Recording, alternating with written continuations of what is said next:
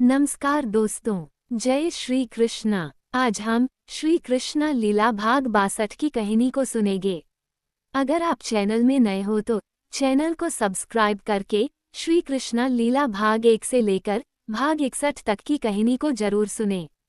तो कहानी को सुनते हैं।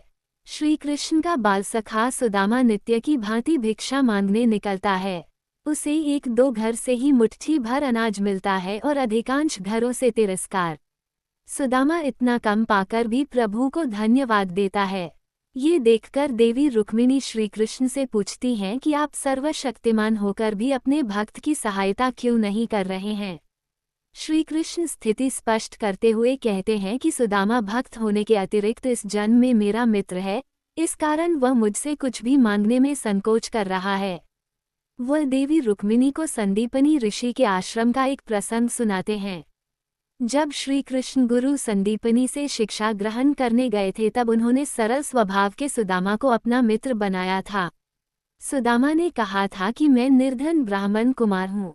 मित्र के प्रति जो उत्तरदायित्व होते हैं, संभवतः मैं उनका निर्वाह नहीं कर पाऊंगा।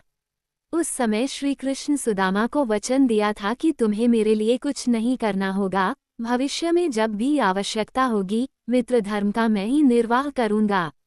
इस प्रसंग को सुनने के बाद देवी रुक्मिणी सुदामा की मदद करने की अनुमति श्री कृष्ण से लेती और एक गृहिणी के हृदय में दयाभाव जागृत करती हैं। वह गृहिणी सुदामा को दोने भर खीर देती है और कहती है कि आज पूर्णिमा होने के कारण घर में खीर बनी है, तुम भी आज अपने बच्चों को खीर खिलाना। सुदामा खीर मिलने पर पुनः श्री कृष्ण का स्मरण करते हुए घर को चलता है। मार्ग में एक बिदका हुआ घोड़ा उसे टक्कर मारता है। सुदामा के हाथों से गिरकर खीर मार्ग पर बिखर जाती है और एक कुत्ता आकर उनके सामने ही सारी खीर चाट जाता है। ये दृश्य देखकर रुक्मिणी के मुख से निकलता है कि ये क्या हो गया प्रभु। श्री कृष्ण कहते हैं कि यही प्रारब्ध की देवी का कमाल है।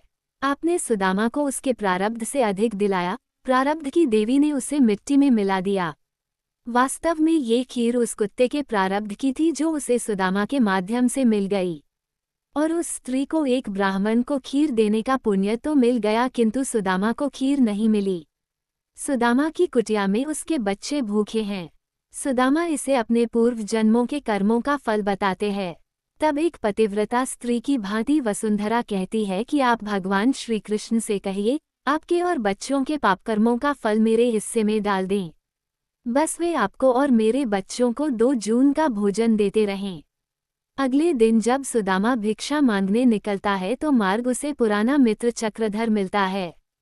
सुदामा और चक्रधर कभी साथ में भिक्षा मांगने जाया करते थे, किंतु आज चक्रधर पालकी पर चलता है जिसे 4 कहार धोते हैं। चक्रधर सुदामा से कहता है कि मैंने ये सब राजा के दरबार में हाथ फैला कर पाया है। तुम भी राजा के दरबार में जाकर उसका गुणगान करो और दक्षिणा में स्वर्ण मुद्राएं पाओ। सुदामा कहता है कि ब्राह्मण का धर्म लोगों को भक्ति मार्ग दिखाना है, राजा का गुणगान करना नहीं। ब्राह्मण राजा का पुरोहित बनकर उन्हें शिक्षा तो दे सकता है किंतु गुणगान नहीं कर सकता, इससे उसका ब्राह्मणत्व नष्ट हो जाएगा। चक्रधर सुदामा की बातों से रुष्ट होकर अपने मार्ग पर चला जाता है।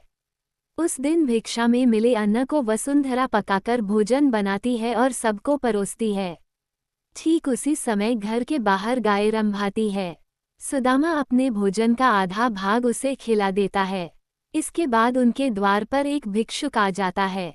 सुदामा अपना शेष भोजन में मिलाकर भिक्षुक को दे आता है और अपना पेट पानी पीकर भरता है।